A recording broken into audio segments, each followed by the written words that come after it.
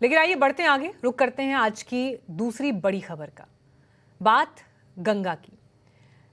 किस तरह से गंगा नदी इस देश में लोगों के आस्था, विश्वास और श्रद्धा के केंद्र में है, लेकिन उससे अलग एक सिरा जो प्रकृति से जुड़ता है। इन सब के बीच इलाहाबाद हाईकोर्ट ने गंगा की बदहाली पर बेहद सख्त रुख अपनाया है। गंगा में प्रदूषण को लेकर हाईकोर्ट ने यह तक कह दिया कि उत्तर प्रदेश प्रदूषण नियंत्रण बोर्ड को आखिर बंद ही क्यों ना कर दिया जाए, जब किसी काम का नहीं है। तो कोर्ट की यह सख्ती और नाराजगी जायज भी है, क्योंकि साल 2014-15 से लेकर फरवरी 2022 तक केंद्र सरकार ने गंगा की सफाई के लिए 15,524 करोड़ से ज्यादा की राशि आवंटित की। इसमें से national mission for clean Ganga के तहत 11,567 का फंड रिलीज भी किया गया। ये महज एक प्रोजेक्ट का आंकड़ा है, जबकि गंगा को स्वच्छ और निर्मल बनाने के लिए पानी की तरह पैसा बहाया गया। लेकिन जमीन पर हालात क्या हैं, देखिए रिपोर्ट।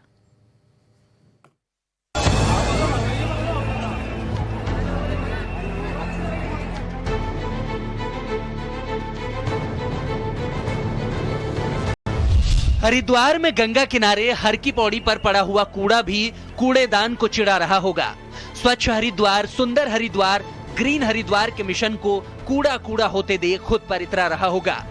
कांवड़ मेला तो खत्म हो गया, लेकिन कैसे गंगा किनारों को कूड़ा कूड़ा कर गया, तस्वीरें खुद अपनी कहानी बयां कर रही हैं।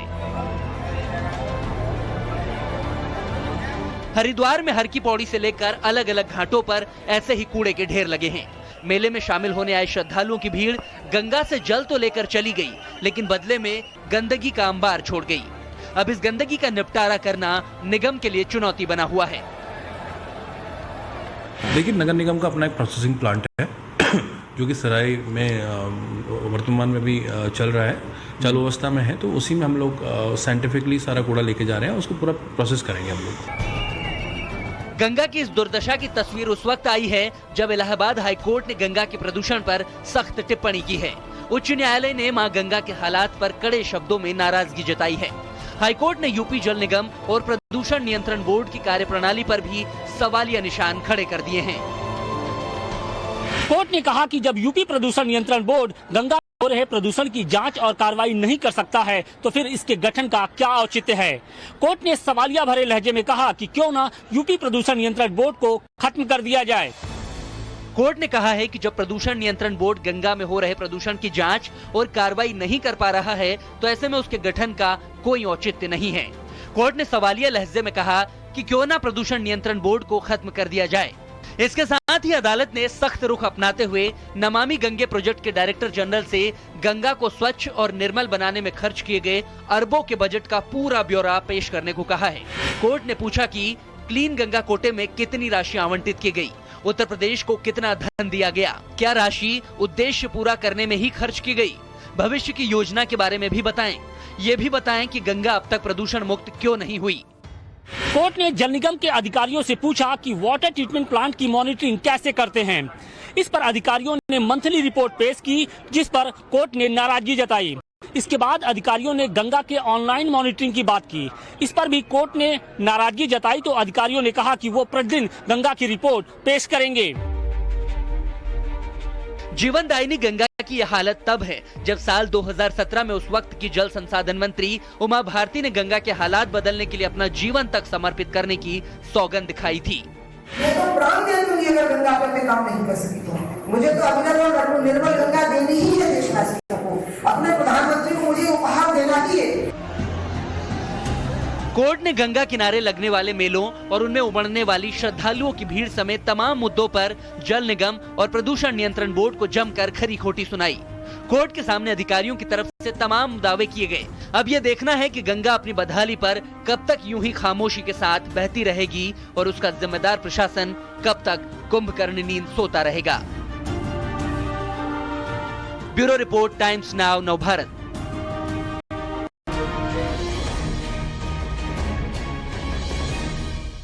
तो गंगा की बदहाली पर इलाहाबाद हाईकोर्ट ने जो कुछ भी कहा, उसके बाद हमने आपसे ये सवाल पूछा कि गंगा की बदहाली के लिए आप किसे जिम्मेदार मानते हैं। अब आपका ओपिनियन देखिए, इस सर्वे के नतीजे में आपको हम दिखा रहे हैं। सरकार और प्रशासन को रिस्पॉन्सिबल मान रहे हैं 23% लोग। दूसरा सर्वे फायर करिए, ये दूसरा सवाल है। दरअसल इस पर हमने 2 सर्वे दिए थे। तो जिम्मेदारी को लेकर जो हमने सवाल पूछा था, उस सर्वे की तस्वीर आपको दिखाएंगे। इसमें सरकार और प्रशासन को 30% लोग जिम्मेदार मान रहे हैं, जो हमने आपके सामने सवाल रखा, जबकि 59% लोगों ने जनता को रिस्पॉन्सिबल माना। इच्छा शक्ति की कमी है ऐसा मानने वाले 6% लोग थे, और प्रकृति के प्रति उदासीनता भी एक वजह है ये मानने वाले लोग 5% थे। लेकिन सबसे ज्यादा लोगों ने इस सवाल के जवाब में जनता को जिम्मेदार माना, और इसीलिए कहीं ना कहीं अपने भीतर हमें भी खुद से ये सवाल पूछने की जरूरत है कि सरकार प्रशासन तो है, उन्हें काम करना है, लेकिन उससे अलग क्या हम इसके लिए तैयार हैं? तो गंगा की ये हालत, जब जब इसकी स्वच्छता के लिए करोड़ों अरबों रुपए खर्च भी होते हैं, उसके बावजूद अगर ऐसे दिखाई देती है तो सवाल लाजमी है उठना। साल 2014 से लेकर साल 2019-20 तक करोड़ों रुपया गंगा सफाई अभियान के तहत खर्च कर चुकी है सरकार, लेकिन उसका कोई परिणाम निकलता नजर नहीं आ रहा। लोकसभा में सरकार की तरफ से गंगा को स्वच्छ बनाने के लिए साल कितनी राशि आवंटित की गई, आवंटित राशि में से संबंधित एजेंसीज को कितना फंड रिलीज किया गया, और उन एजेंसीज ने गंगा की सफाई के लिए कितनी राशि खर्च की, ये पूरा आंकड़ा इस वक्त आपको हम दिखा रहे हैं। 2014-2015 से लेकर 2019-20 तक कुल 12,324 करोड़ से ज्यादा राशि केंद्र ने आवंटित की। इसमें से 8,000 करोड़ से ज्यादा का फंड रिलीज किया गया, और जो खर्च हुआ वो आंकड़ा 8,324 करोड़ है। गंगा की स्वच्छता को लेकर इलाहाबाद हाईकोर्ट ने सबसे कड़ी फटकार उत्तर प्रदेश प्रदूषण नियंत्रण बोर्ड को लगाई। कोर्ट ने यहां तक कह दिया कि क्यों ना इस बोर्ड को बंद कर दिया जाए। कोर्ट की सख्ती की वजह भी है, और उस वजह को समझने के लिए अगला आंकड़ा आपके सामने है। साल 2011 से 2016 तक 6 सालों के भीतर उत्तर प्रदेश प्रदूषण नियंत्रण बोर्ड ने 277 करोड़ की रकम को खर्च किया, लेकिन नतीजा क्या निकला? क्या उत्तर प्रदेश में गंगा की सूरत बदल पाई? जवाब जब भी आप इन इलाकों से गुजरे होंगे जहां नदी बहती है, देखा होगा। आम जनता क्या सोचती है? इतना पैसा खर्च होने के बाद भी क्या गंगा साफ हुई? अब आपको जनता के बीच से ओपिनियन दिखाते हैं।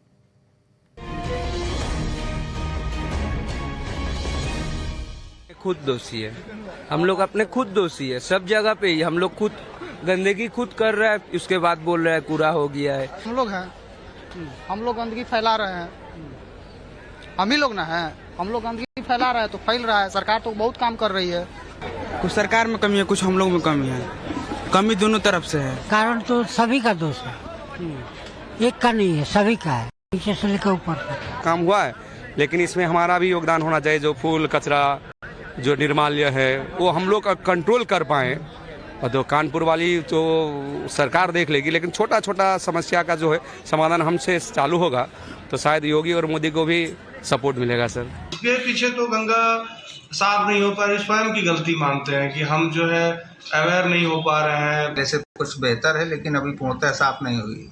अभी तो गंगा में कोई फर्क नहीं पड़ा है, जैसे पहले थी वैसे आज भी। कमी जो है वो सभी लोगों की है, ऐसा नहीं है कि अकेली सरकार की है, सरकार की भी कमी है और आम लोगों की भी कमी। और सबसे बड़ा जो इफेक्ट पड़ा है वो पड़ा है हमारे इंडस्ट्रियल एरिया से। गंगा नदी को साफ करने के लिए सरकार को थोड़े से कड़े कदम उठाने चाहिए, थोड़ी सी पाबंदियां बढ़ानी चाहिए। अमीर लोग हैं, अगर अमीर लोग चाहेंगे तभी स्वस्थ होंगी, सब पब्लिक चाहेगी।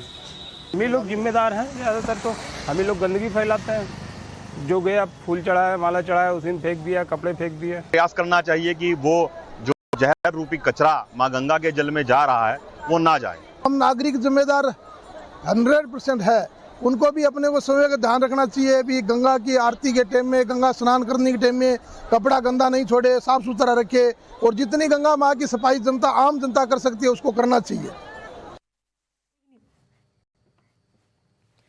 अब सवाल यह है कि आखिर क्यों इतने सालों बाद भी गंगा नदी साफ नहीं हो पा रही है? इसके कई पहलू हैं, कई वजहें भी हैं, लेकिन गंगा को स्वच्छ निर्मल बनाने के लिए किस तरह की कोशिश की जरूरत है, आगे क्या किया जा सकता है, अब इस पर सुनिए एक्सपर्ट का ओपिनियन।